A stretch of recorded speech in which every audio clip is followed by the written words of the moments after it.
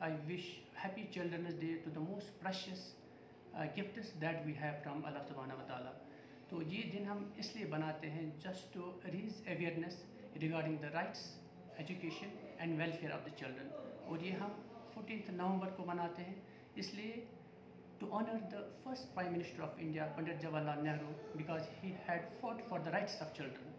तो इस दिन में मेरी सबसे बड़ी मैसेज जो है वो ये है कि every child is unique and precious and it's right of every child to grow with love and care.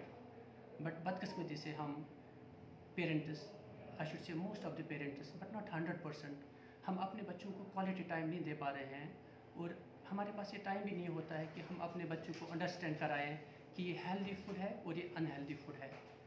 तो इसकी वजह से क्या हो रहा है, जब हम अपने बच्चों को क्वालिटी टाइम नहीं देते हैं तो वो फिर मोबाइल या स्मार्टफोन्स का सहारा लेते हैं और जब हमारे पास टाइम नहीं होता है कि अपने बच्चों को समझाने के लिए कि ये हेल्दी फूड है और ये अनहेल्दी फूड है, फिर ये जंक फूड्स का शिकार बन जाता है।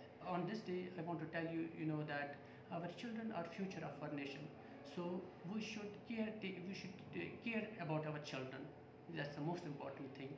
देखो पहले नाम से ही पता चलता है व्हाट जंक मीन्स। जंक का मतलब होता है कचरा, यानी कि रद्दी। तो ये एक रद्दी फूड है। अगर हम इसकी कंपोजिशन पे जाएंगे, इसमें बहुत कम न्यूट्रेंट्स होते हैं।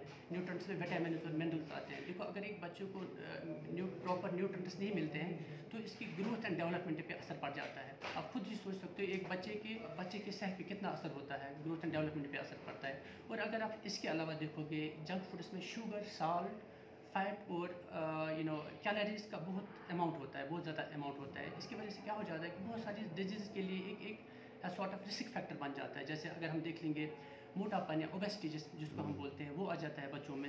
अगर आप गर्ल्स में देखोगे तो ये ओबेसिटी एक रिस्क फैक्टर बन जाता है पॉलिसिस्टिक ओवेरियन डिजीज़ के लिए। इसके अलावा अगर आप जंक फूड में देखोगे इसमें अनसैचुरेटेड फैट होता है। इसमें एक किस्म का फैट होता है उसको हम ट्रांस फैट कहते हैं, जो बहुत मुज़र होता है एक बच्चे के लिए। इसके इन फ्यूचर लाइफ जब बच्चा बहुत ज़्यादा कंसंट्रेशन में जंक फूड्स खाता है और ए पीरियड ऑफ टाइम, तो ये रिस्क फैक्टर बन जाता है हार्ट डिजीज़ के लिए। जैसे हम कॉरोनरी हार्ट डिजीज़ बोलते हैं, कॉरोनरी आर्टरी डिजीज़। और इसके अलावा टाइप 2 डायबिटीज़ मेलाइटिस के लिए भी ये रिस्क फैक्टर बन जाता है। इसके लिए अलावा अगर आप देखो कि दिमाग पे भी इसका असर होता है।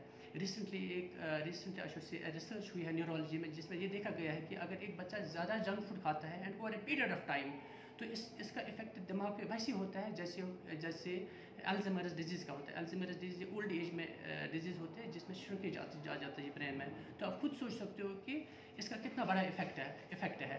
इसके अलावा in the same research it was concluded that अगर बच्चे की डाइट में विटामिन बी, सी, डी, ई और ओमेगा 3 फैटी एसिड्स होंगे, उसका एक बेनिफिशियल इफेक्ट हो जाता है बच्चे के ब्रेन पे।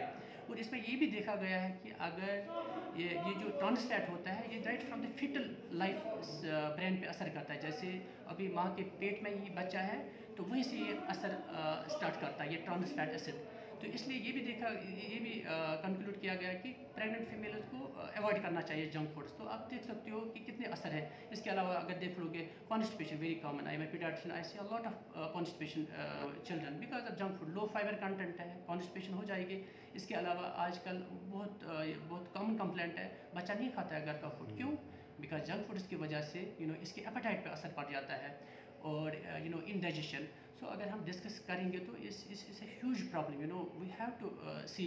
मोस्ट इम्पॉर्टेंट मुझे लगता है कि अनअवेयरनेस, जो मैंने आपको बोला कि पेरेंट्स आर नॉट अनअवेयर। देखो एक बच्चा जो होता है ये राइट एंड रॉन्ग में डिफ्रेंशिएट नहीं कर सकता है। इसको सिर्फ टेस्ट पता है कि इस गुज़ा में टेस्ट है, इस गुज़ा में टेस्ट नहीं है। और अनफॉर्चुनेटली जो अगर आप जंक फूड देखोगे, the selling power of a junk food lies in its taste. तो एक विशेष सर्कल बन जाता है। जितना टेस्टी जंक फूड होता है उतना वो मार्केट में बिक जाता है। तो जितना वो बिकेगा डेफिनेटली बच्चे तो खाएंगे। तो एक विशेष सर्कल बन जाता है। इसलिए मैं बोल रहा हूँ कि अवेयरनेस हमें करनी चाहिए पेरेंट्स में, क्योंकि हमें अवेयरनेस एंड एजुकेट पेरेंट्स करना चाहिए so that they will educate their children.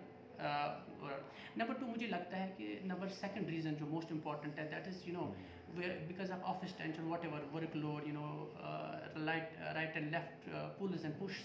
इसकी वजह से हम अपने बच्चों को क्वालिटी टाइम नहीं दे पा रहे हैं। तो वो मोस्ट इंपॉर्टेंट है कि जब आप बच्चों को क्वालिटी टाइम नहीं दे रहे हैं so they get diverted to other things like smartphones, and other things. तो क्वालिटी टाइम नंबर 2। नंबर 3, इसके अलावा मुझे लगता है कुछ बच्चों में बिहेवियर प्रॉब्लम भी हो जाती है। So behaviour, we have to work on their behaviours, and I think the father or a mother is the best, because a child listens only to her father or mother. इसके अलावा मुझे लगता है last but not the least, I think every parent, mother or father should have the motivational power to motivate their children what is right and what is wrong. Thank you so much.